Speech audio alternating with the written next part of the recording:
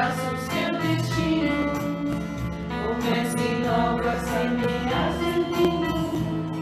Bem-vindo ao planeta escola, é tempo de resgatar.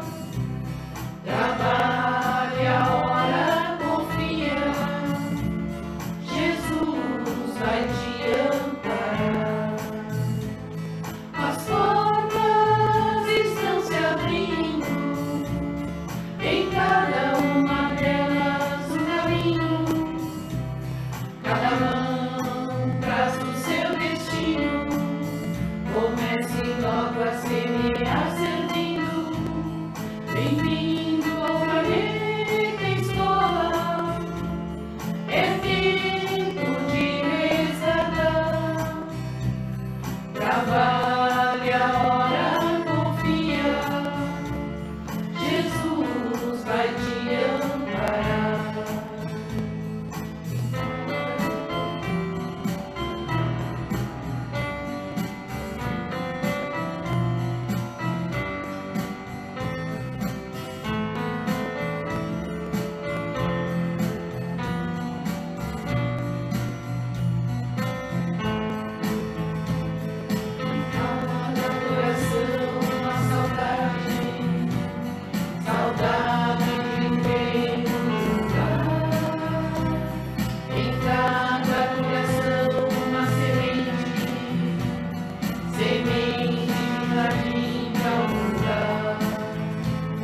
Bem-vindo ao planeta Terra, bem-vindo ao planeta escola, é tempo de trabalhar, é tempo de evangelizar. As portas estão se abrindo, em cada uma delas um caminho. Cada mão traz o seu destino, comece logo a semear servindo. Bem-vindo ao planeta escola, é tempo de resgatar. Trabalhe a hora, confia, Jesus vai te amparar. As portas estão se abrindo, em cada uma delas um caminho. Cada mão traz o seu destino, comece logo a semear servindo. Bem-vindo ao planeta escola, é tempo de resgatar. Trabalhe a hora, confia, Jesus vai te amparar.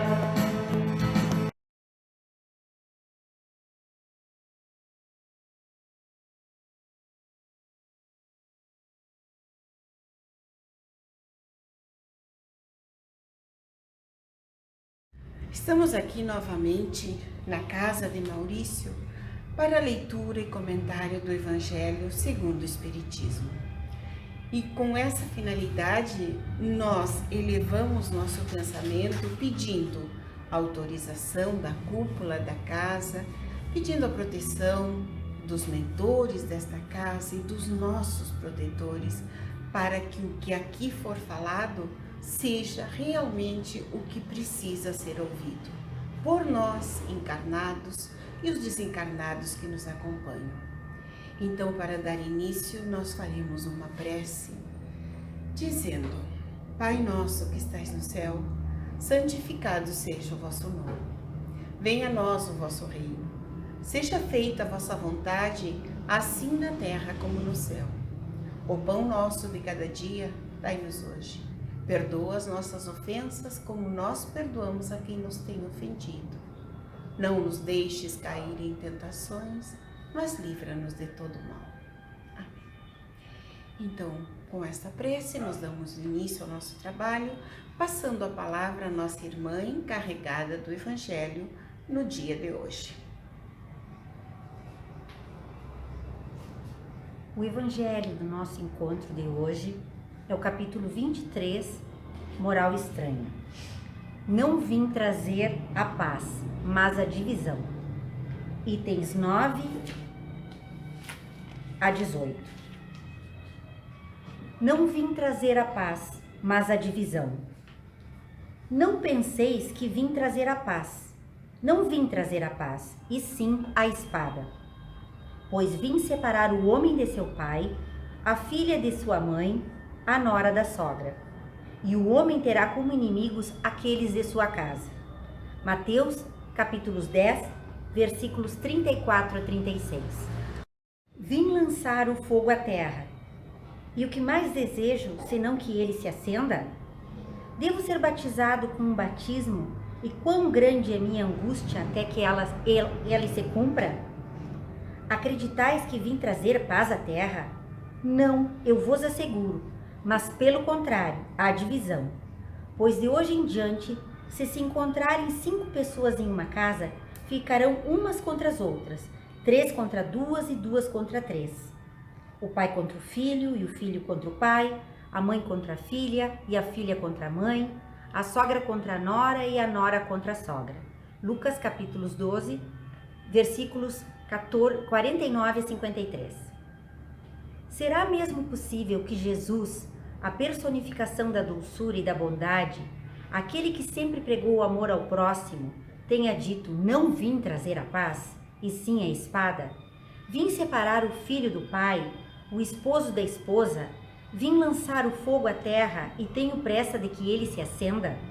Essas palavras não estão em flagrante contradição com seu ensinamento? Não é uma blasfêmia atribuir-lhe a linguagem de um conquistador sanguinário e devastador? Não, não há blasfêmia, nem contradição nessas palavras, pois foi exatamente ele quem as pronunciou, e elas testemunham sua alta sabedoria. Apenas a forma causa estranheza, por não expressar verdadeiramente, exatamente o seu pensamento, o que provocou enganos quanto ao seu verdadeiro sentido. Tomadas ao pé da letra, tenderiam a transformar sua missão totalmente pacífica em uma missão de perturbação e discórdias, consequência absurda que o bom senso descarta, pois Jesus não podia contradizer-se. Nós tomamos aqui o início da explicação do item 11 e que novamente reforça a simbologia que todo esse capítulo encerra. Essa maneira forte, essa maneira simbólica com que o Cristo falava pode levar, como ao longo do capítulo, a uma interpretação errônea, que ele não veio trazer a paz, que ele veio trazer a discórdia. Como que um ser imensamente amoroso e caridoso, como Cristo, poderia proferir esse tipo de palavra? Ele proferiu, e com essa intensidade, para que pudesse chamar atenção e se fazer entender aos homens com pouca evolução moral que estavam encarnados naquela época. Ele não se referia à divisão em si, e a espada não era espada, era uma espada simbólica, não era uma espada física. O que ele trazia como espada era a boa nova. O que ele trazia como espada era a caridade, o amor ao próximo e a fraternidade. Então ele precisava usar desses termos fortes para que pudesse se fazer entender por aquele povo tão embrutecido da época e tão moralmente ainda no estágio inicial dessa compreensão. É necessário que nós nos lembremos que o Cristo daquela época, que o Cristo na época que esteve entre nós, ele, através da Boa Nova, ele combateu com a espada da verdade os fariseus, os escribas e os sacerdotes da época, que professavam a crença no Deus hebreu, não com o coração, mas com as vantagens que eles podiam usufruir. Então, essa foi a divisão que ele provocou. Porque toda vez que uma mensagem nova se apresenta, nós podemos avaliar o quão importante ela é pelo rumor que ela provoca quando ela é apresentada. Quando uma nova ideia é apresentada, como foi o Evangelho do Cristo, e ele não causa burburinho, ele não causa especulação, é porque os interessados ou as pessoas a quem elas se dirigem não se sentem atingidas ou veem que não vai ter muita repercussão, porque ela logo em seguida, ela não é baseada numa essência que a sustente, numa pedra angular que a sustente, e ela vai passar. Mas não foi o que aconteceu com Cristo, porque a boa nova, ela veio para ficar. Já havia uma designação por Deus que esta verdade chegaria aos homens e ela não passaria. Inclusive o Cristo foi perseguido e foi morto porque os doutos da época, achando que matando o homem, matariam a essência da sua missão, da sua mensagem. E não foi isso que aconteceu.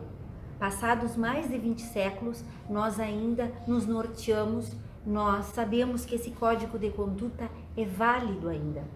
Então, quando o Cristo falava na dissidência, não falava na dissidência entre as pessoas, na divergência entre as pessoas, mas sim na divergência que seria consequência das suas palavras. Ele sabia que uma boa nova, que chega quebrando paradigmas, que baseia-se no amor, na fraternidade e na caridade, ia diametralmente contra aos valores daquela época. E isso foi ao longo dos séculos, porque nós tivemos várias e várias experiências ao longo da história de guerras entre irmãos, usando como causa a palavra, o nome de Deus. Era disso que ele falava. Então nós passamos por todo esse capítulo nos questionando acerca das palavras do Cristo, não entendendo no primeiro momento, exigindo uma análise mais aprofundada do que essas palavras tão fortes, essas alegorias que ele usava, mas nós chegamos à conclusão no final do capítulo que ele não estava falando literalmente a favor da divisão, da discórdia e do rompimento. Ele estava simplesmente já prevendo o que haveria naquela época e ao longo de todo esse tempo de desenvolvimento do cristianismo, as divergências que haveriam, porque iam confrontar as verdades egoístas, as verdades que só privilegiam um determinado grupo. E o Cristo vem e nos coloca como irmãos. Nem todos nós ainda estamos prontos para receber essa verdade, que nós somos filhos do mesmo Pai, que nós somos iguais, em detrimento de toda e qualquer outra característica física que possa nos separar, mas que nós somos, acima de tudo, os filhos de Deus. E a única coisa que pode simplesmente nos separar momentaneamente, porque estamos todos em evolução, é a moral.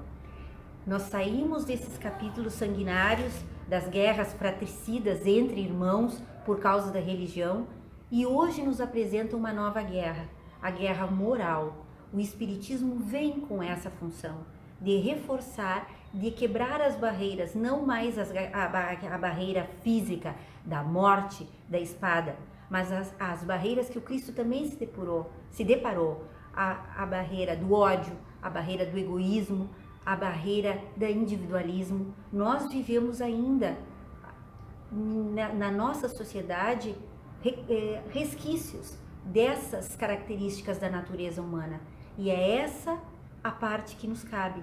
É isso que o Espiritismo está nos propondo, principalmente nesse momento de transição, que nós passemos, que nós passemos a lutar embasados nessa conduta moral que o Cristo nos apresentou, nessa espada que ele nos deixou. Não espada para que nós nos degladiemos achando que a minha religião é melhor que a tua religião, porque o que separa não é a religiosidade. Cada um tem direito de chegar a Deus e ao Cristo da maneira que lhe é melhor propor. O que nos separa é a falta da interpretação da verdade divina.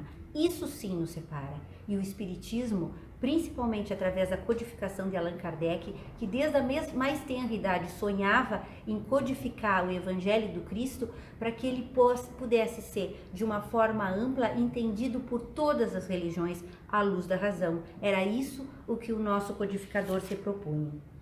E num último parágrafo, a missão do Espiritismo nos é dita. O Espiritismo vem realizar no tempo determinado as promessas do Cristo. Entretanto, não pode fazê-lo sem antes destruir os erros, Como Jesus, ele encontra o orgulho, o egoísmo, a ambição, a cobiça, o fanatismo cego, que cercados em suas últimas trincheiras tentam barrar-lhe o caminho e erguem obstáculos, entraves e perseguições, eis porque ele também precisa combater. O tempo das lutas e das perseguições sangrentas acabou, porém aquelas que ele terá de enfrentar são todas de ordem moral, e o fim de todas elas se aproxima. As primeiras lutas do cristianismo duraram séculos. Estas que o Espiritismo enfrentará durarão apenas alguns anos. Estas que o Espiritismo enfrentará durará apenas alguns anos porque a luz, ao invés de partir de um único foco, surge de todos os pontos do globo e abrirá mais depressa os olhos aos cegos. As palavras de Jesus devem, portanto, ser entendidas como referente às discórdias que ele previa, que sua doutrina irá provocar, aos conflitos momentâneos que surgiriam como consequência e às lutas que teria de enfrentar antes de firmar-se, tal como aconteceu aos hebreus antes da sua entrada na terra da promissão, e não como decorrência de um propósito premeditado de sua parte para semear a desordem e a confusão. O mal viria dos homens, não dele. Era como o médico que veio curar, mas cujos remédios provocam uma crise salutar, removendo os males do doente. Então, que nós sejamos esses doentes que estão abertos a esse remédio salutar, que é o Evangelho do Cristo, que nós estejamos abertos às boas lutas, às lutas contra as chagas da humanidade que nos pedem predisposição, boa vontade, caridade, fraternidade e amor ao próximo. Que fique para nossa reflexão, para que nós saibamos lutar a boa luta e que nós não consideremos mais que as más interpretações podem ter vindo das palavras do Cristo, e sim somente da nossa natureza humana que ainda é falha. Que assim seja.